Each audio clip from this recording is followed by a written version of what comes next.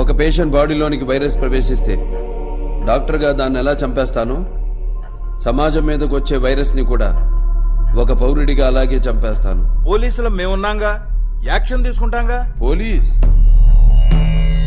ఎక్కడ?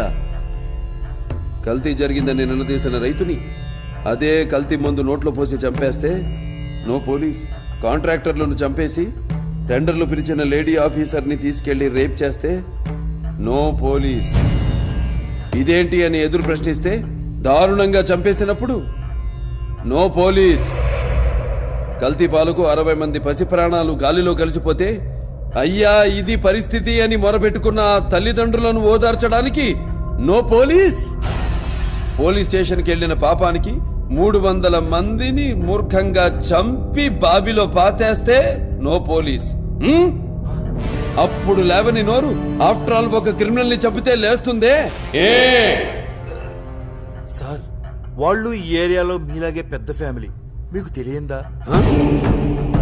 పెద్ద ఫ్యామిలీయా? మాలాగా? వద్దు, ఫ్యామిలీ చరిత్రల గురించి మాట్లాడొద్దు ఎస్పీ.